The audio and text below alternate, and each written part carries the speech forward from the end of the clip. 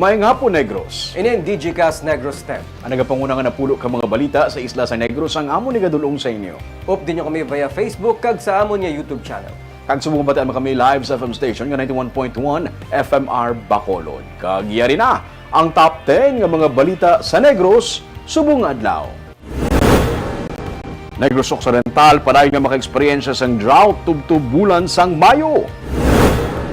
Malapit 200 ka mga grass fire na nagluntad sa Bacolod City hubalin sa bulan sang Enero. 900 ka mga hog racers sa Negros Occidental magabaton sang ayuda. Lalaki ang ginaligar may diferensya sa pamensaron, ginbuno ang iyang atiyo, kag ginsunog ang balay sang iyang utod. Kag sa good vibes, paraad sa Negros Festival 2024, ginlunsar na. Tinatanan sa DigiCast Negros 10.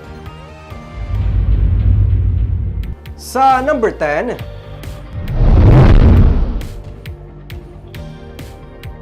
Congressional Commission on Education gina-review ang pagpatuman sa junior kag senior high school sa idalom sang K-12 program sa pungsod. Nahangpan sa katapos ang Congressional Commission on Education 2 ukon EDCOM 2 ang mga kabudlayan sa ginikanan sa ginpalawig nga school year sa mga estudyante sa junior kag senior high school sa idalom sang K-12 program. Ginpahayag ni 3rd District Representative Francisco Kiko Benitez, Commissioner sang EDCOM 2 nga ang mga concern sa idalom sang programa ang ila na karon gina-review. Iniagud mapatod ang mga kinahanglan pa nga himuon para mapasanyog ang junior kag senior high school program. Ginatunan sang EDCOM 2 ang pagduso sa senior high school program sa junior college para sa mga estudyante nga luyag pa magpadayon sa kolehiyo. So there's a certain inequity already that needs to be addressed, no? And then the other one is obviously the demand that senior high school graduates are both work ready and college ready. So that may not be feasible to really produce, no? Kaya daw kung kisa masiling sila, hindi man sila gyapon college ready. Diyan ang industry mas hindi man sila industry ready, wato man gyapon na mo ng training nila. Daw mo na be, no? So all of those are being discussed as part of the senior high school curriculum review.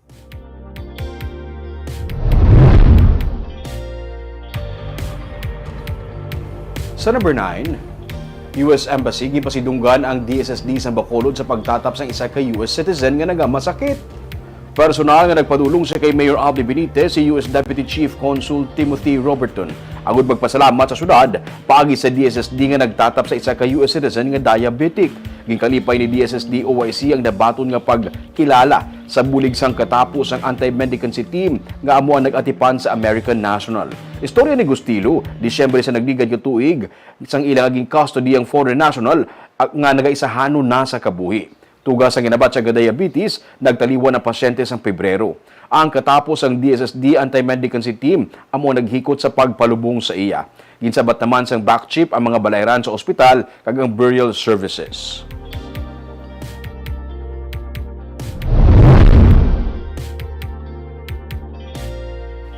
Sa number 8, hubog na ng buno sa mga menor de edad ang arestado.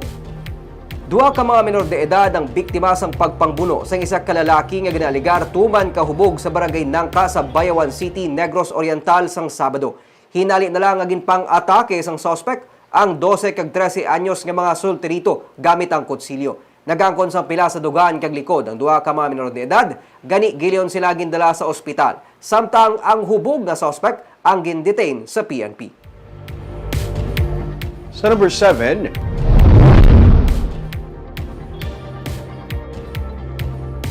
isa ka lapsag ang nasapuan sa higad sang dalan sa banwa sang La Castellana. Nasapuan ni ginbilin kag naangot pa ang pusod kag naputo sa iyang inunlan ang isa ka lapsag nga lalaki sa Hacienda Angelita, Barangay Sag-ang, banwa sa La Castellana, Lunes sang aga. Sunod sa kay Police Major Sherwin Fernandez, ang Chief of Police sa La Castellana PNP, nagpabalo sa ilang isa ka tricycle driver nga may nakita siya nga lapsag. Sunod sa pulis, ginaligar nga ginbilin sa higad sang dalan sa wala makilala nga persona. Gani gilayon nila ini nga gindala sa Rural Health Unit apang nga deklarar nga dead on arrival sa doktor ang lapsag. Sa karon, ilan nga ginausisa ang barangay health worker sa lugar kung sino nga mga babae ang nagabusong sa area kag posible man nga gikan ini sa iban nga lugar.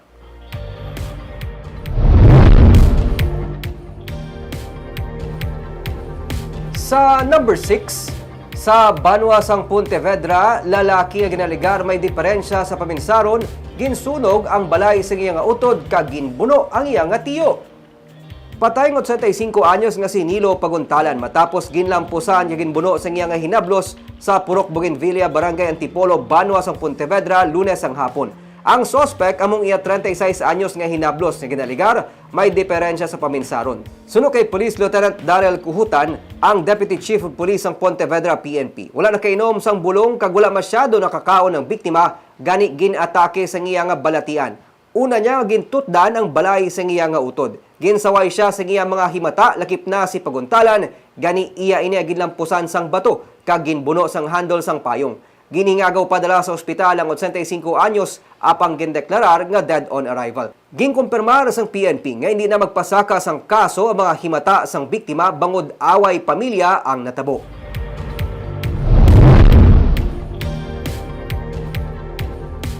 Sa number 5, Banwasang Castellana na may bagong nga konsihal sa magabulo sa SB member nga nadalahig sa PNP recruitment scam.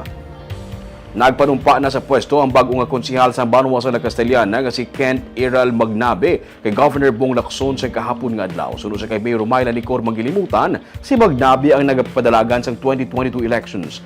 Kag ikasyam sa ranking sa boto para sa mga konsihal, Marso 7 naging epektibo ang appointment ni Magnabe nga mabulos kay SB member Donato Natnat Dumagit nga nadalaig sa PNP recruitment scam sa 2023. Milyon ka pesos ang involved nga kwarta sa ginaligar, illegal nga pagpang-recruit sa masulod sa PNP, kag wala na nag-report sa trabaho si Dumagit. Sunod sa kay Mayor Magilimutan, ang 14 ka mga absences ng konsihal ang naging rason sa pagkakasaya sa serbisyo. Subong adlaw, nagtambong na sa stasyon ang bagong nga konsihal.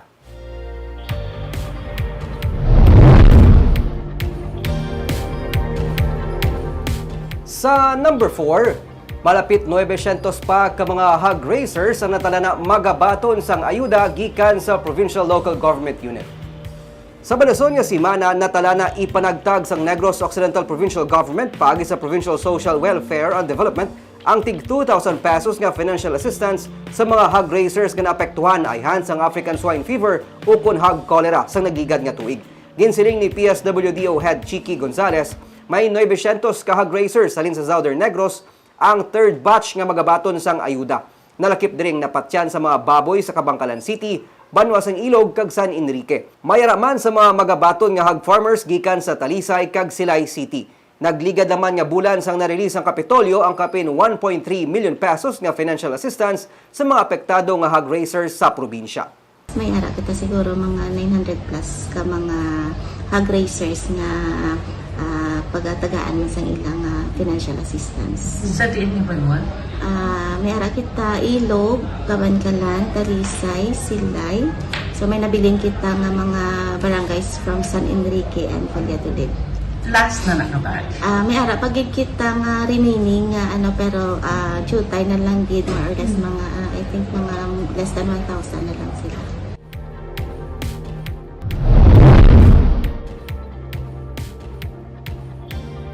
Sa number 3, Negros Occidental padayon nga maka-eksperyensya sang drought tubtub sa bulan sang Mayo, inibase sa forecast sang Pag-asa.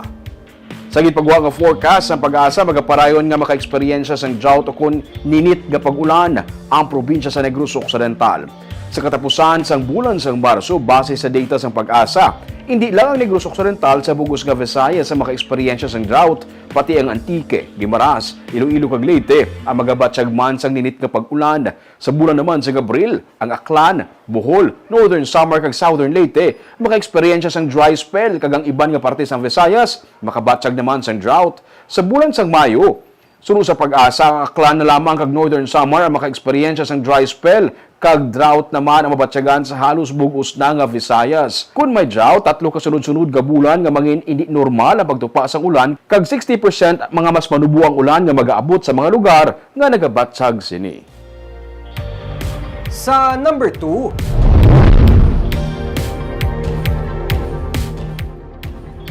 mga school heads kag mga principal sa mga eskwelahan gintagaan sa otoridad sa pag-suspend ang face-to-face classes kung tuma na kainit sa mga eskwelahan. Pagi sa memorandum nga gini-issue ni Mayor Albi Benitez, gintagaan sang otoridad ang mga school heads kag principal sa mga bulutuan sa Bacolod sa pag-suspend sang face-to-face classes kung tuman na kainit sa eskwelahan. Ginpahayag ni Lila Aro, spokesperson sang DepEd Bacolod Division, ginapamonitor sa mga school heads ang sitwasyon sa mga estudyante kay kung maglabot na sa masobra 33 degrees Celsius ang init, sarang sila makasuspend sang face-to-face classes. Ginklaro ni Aro nga wala ginasuspend ang klase, bangod sarang gihapon mapadayon ang pag-eskwela sa mga estudyante paagi sa mga modules kag via online learning. Damlag pa, makapilaman ka beses nga nagsuspend ang klase sa Bacolod bangod sang tuman kataas nga heat index. Ukon ang init nga mabatsagan sa lawas ang tawo nga naglabot sa 41 degrees Celsius. Kag sa numero 1 sa mga balita, subong nga adlaw.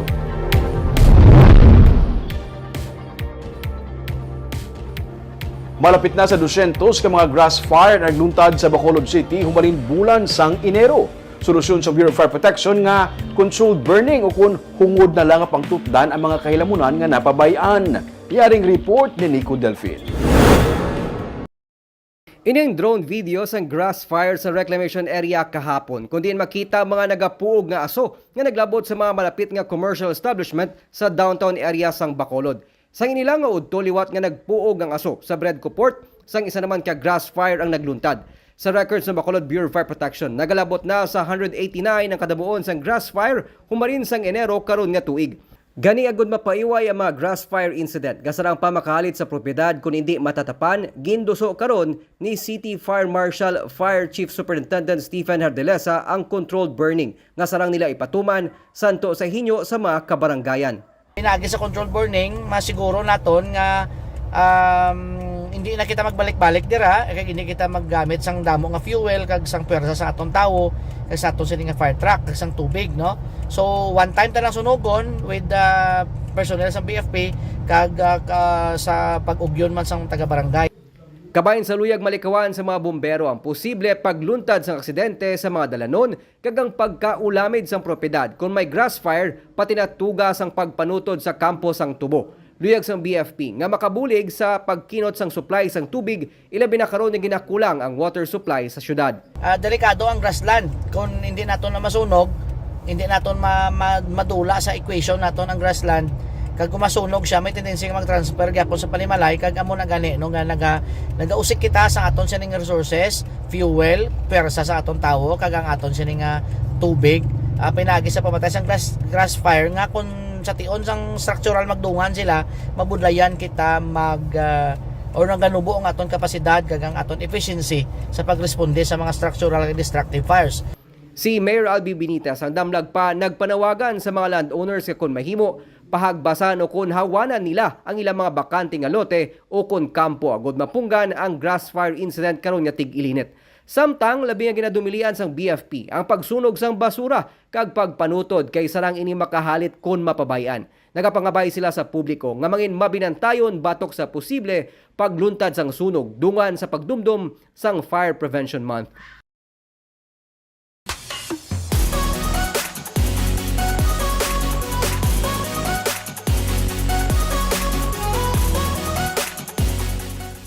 Sa Good Vibes, launching sang panaad sa Negros Festival 2024 ang ginpatigayon 29 ka mga linay sa tagsa ka mga banwa kag syudad ang ginpakilala.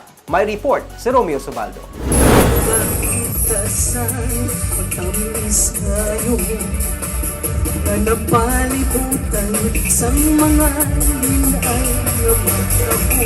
Basta gani mabatian mo na ang ini nga music, nagahilapit na ang panaad sa Negros Festival.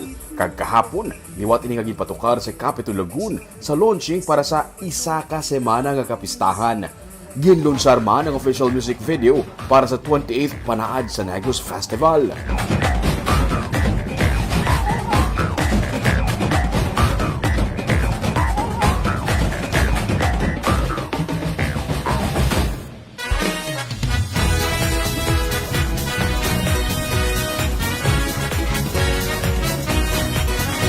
Kag, ginpakilala sa publiko ang 29 tanan ka mga linay nga nagatiglawas sa ilang mga banwa ang syudad para sa linay sa Negros 2024. nga isa man sa mga ginabantayan nga kahiwatan sa week-long celebration. Ikaw lang ang paghahantumon, dayan-dayanan ka sa atin sang akon kong Sa iyang mensahe, gisiling ni Governor Eugenio Jose Lacson matapos nga makabalik sang kapistahan sa nagligad nga tuig, matapos man ang 3 ka tuig nga pagpahuway bangod sa pandemic, nagpasalig sa nga maga-enjoy ang mga locals pati na mga turista sa sini nga tuig nga kahiwatan. It is for this reason that the provincial government, together with our partners, is going to great lengths to make this year's Panaad as enjoyable and memorable as possible for both tourists and locals alike.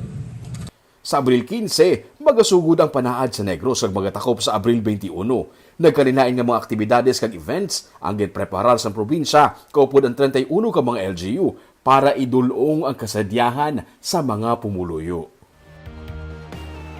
Nick, isa na lang kabulan ang nabilin kag formal na nga magasugod ang Panaad sa Negros Festival 2024. At least temprano, paming namabalaan na sa mga spectators kung ano ang mga events nga kalatuan. What to expect, kumbaga. Kaagam ito mga balita sa Negros subong adlaw. Kaya man sa panahon karon importante nga maihibalo ka sa nagakatabo sa imo nga palibot. Kung dapat balanse kag eksakto mga impormasyon. Magapadaan kami nga magapangalagad sa mga Negrosanon. Ako si Nico Delfin. Tubtub sa buwas, ako naman si Romeo Subaldo, mayong hapon.